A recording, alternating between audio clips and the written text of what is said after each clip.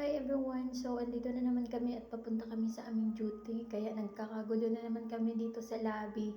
Kung makikita mo, ganyan kami pag pumapasok sa trabaho. Mga Uganda, Indonesia, and Philippines. Sa lahat na may mga schedule.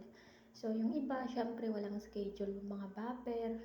At yun ang inaasahan natin at inaasam-asam yung laging bapper pero sumasahod. Diba yung lagi kang walang trabaho pero sumasahod ka, yun ang pinakamasarap sa lahat. At syempre, okay din naman pag may pasok ka kasi hindi naman maiiwasan na may mga hadiah ka matatanggap mula sa mga napapasukan at nalilinisan mo. So ayan na, lalabas na nga kami kasi oras na ng labas namin at oras na ng dropping namin.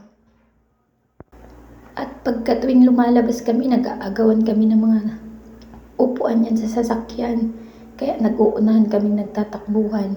Kasi pagka huli ka na, wala ka nang mauupuan. Kumbaga, ano ka na lang, singit-singit ka na lang.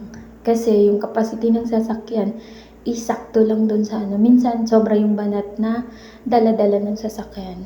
Kaya ayan, nakikisingit ka sa iba. Kaya paunahan at kung huli ka na, nasa likod ka na. So, syempre, maganda umupo sa harapan. Kasi sa pag-dropping, at least mauna ka at hindi mahirapan. Ito ngayon pala yung pinasukan ko ngayon. Sobrang napakadumi. At parang hindi uso sa kanila yung ano. Nag-aantay lang kasi yan sila ng mga sale. Bago magpapalinis ng mga bahay nila. At syempre, kalat dito, kalat doon yan sila. Wala, hindi uso sa kanila yung magligpit-ligpit. So, ganyan yan sila. Ganyan kadumi yung mga ano nila.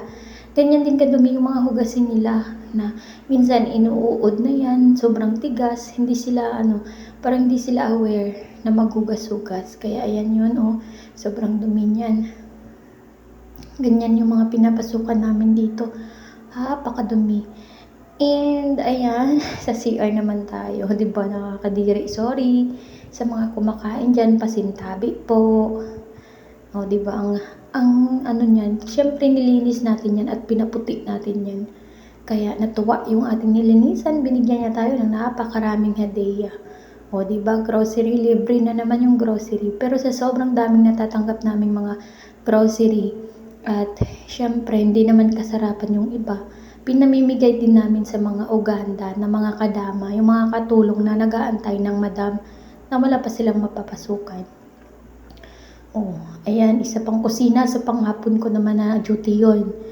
So, ito na, tapos na nga ang duty namin. Pauwi na ng accommodation. See you on my next vlog. Babush!